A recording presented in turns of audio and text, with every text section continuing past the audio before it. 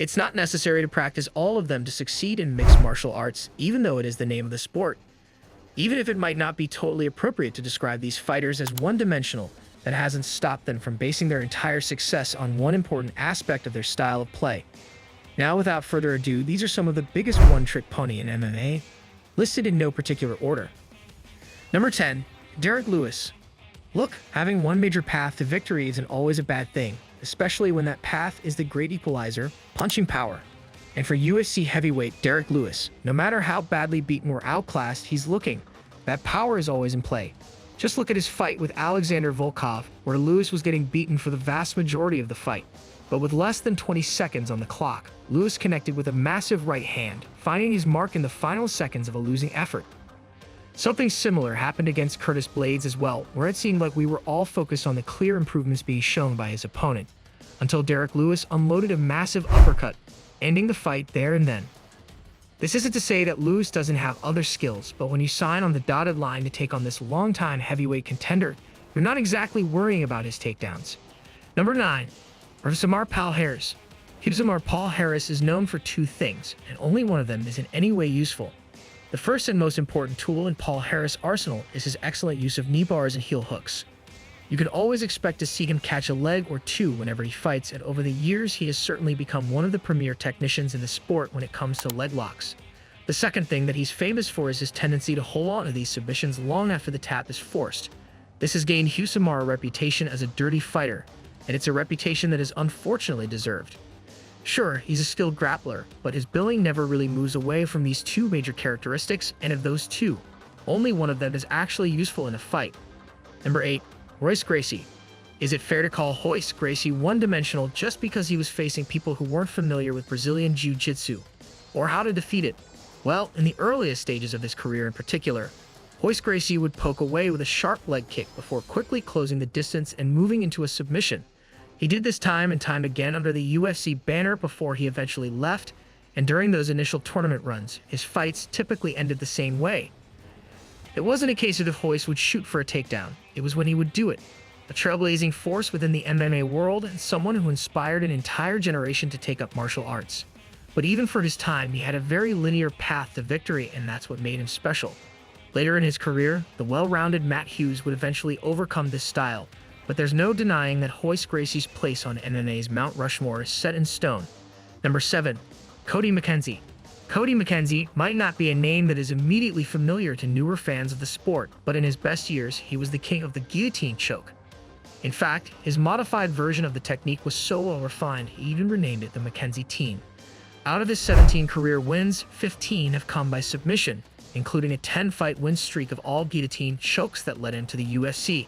After landing in the promotion, his one-dimensional approach would cost him, and he reached a downturn in form that he never recovered from. But on the back of his mastery of the modified guillotine, he definitely occupies a special place in MMA history. Of that, there can be little doubt. Number 6. Dan Henderson. Dan Henderson is enough of a legend in this sport that it's hard to be too critical or even outright call him a one-trick pony. But when so much of your game is centered around a single punch, and that punch has its own name, Hender's H-bomb definitely earned him a spot on this list. Sure, he's a credentialed wrestler with a background in Greco-Roman and freestyle wrestling, and also has a left hand that was pretty formidable, but Henderson's right hand was undoubtedly his go-to punch. And as a singular weapon, it left a mark on MMA history that few shots can match. Just ask Michael Bisping, who fell victim to perhaps the most perfect one-shot knockout in the history of the UFC. Or at least it was until Francis Ngannou finished Alistair Overeem at UFC 218. Number 5. Paul Daly. Paul Daly might have screwed up his UFC run by sucker-punching Josh Koscheck, receiving a lifetime ban from the promotion. But these days, it's pretty fair to say that he occupies a well-respected place in the hearts of the MMA fanbase. Sure, his grappling and wrestling have never been the best, but his left hook is quite possibly the most devastating shot in welterweight history. And while we have seen him dish out some serious punishment with his other limbs, that left hand established him as one of the most fearsome knockout artists in the game. But take that punch away and you have a fairly beatable fighter. There's no denying his highlight reel, but for our money, Daly leans a little bit too heavily on his signature shot. Number 4. Ben Askren. Ben Askren is a one-trick pony in terms of his path to victory and in terms of the style he used. However, in the world of wrestling, that couldn't be any further from the truth. But this is mixed martial arts, and relying on just one discipline can leave other areas lacking, like his striking, for example, which has been the subject of criticism for quite some time. Nowadays, some people do tend to forget just how great he was in his prime, and how he weaponized his wrestling game to have an unbeaten career before eventually crossing over to the UFC. But this approach can only take you so far, and once he arrived in his new promotion, the competition was able to work around this, leading to a pretty disastrous UFC run. Number 3. Ronda Rousey. People used to really think that Ronda Rousey was the complete package, a fighter whose striking game was just as formidable as her stellar grappling. Sadly, that opinion has aged like milk. Outclassed by Holly Holm in every exchange at UFC 193, her lack of advanced footwork and head movement made her a sitting duck for the boxing prodigy. And looking back over Ronda Rousey's career, her successes, though remarkable, generally came from a judo toss into an armbar. Adept at locking onto her favorite submission from anywhere, Rousey was the armbar queen, with 9 of her 11 wins coming by that very submission. And at the time, the bantamweight division had no answer for it. However, when they did finally catch up, Rousey's shortcomings were made painfully clear to the world. Number 2. Chael Sonnen. Undefeated, undisputed, and never even lost a round. Well, if Chael Sonnen had his own way, his 49-fight career would read as a cool 49-0. But as we all know, Sonnen didn't always have it his own way in the cage.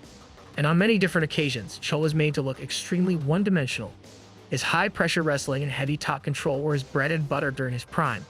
And while sure, the takedown threat offered up pathways to success on the feet, Chael's go-to move generally involved shooting for a double leg and then maintaining his top position. His dominance in wrestling earned him several notable wins.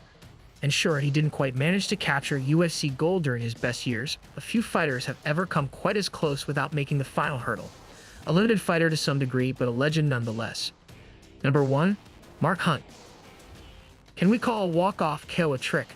Well, either way, when you sign on the dotted line to take on the legendary Mark Hunt, you're not exactly going to focus on your grappling during camp, especially when considering that he has 0 submission wins. Hunt's massive punching power was without question his biggest asset in the firefight. As a respected kickboxer, he has the fundamentals to really round out his overall striking skill set. But apart from his granite chin, the first thing springs to mind when Mark Hunt's name is mentioned is, of course, his devastating power. On many occasions, Hunt has finished some of the sport's most durable fighters. And even in his recent retirement fight with Sonny Bill Williams, he proved that power is truly the last thing to go. As always, if you guys enjoyed the video, please be sure to let me know by leaving a like and subscribing to our channel. Apart from that, thanks so much for watching, and we'll see you on the next one.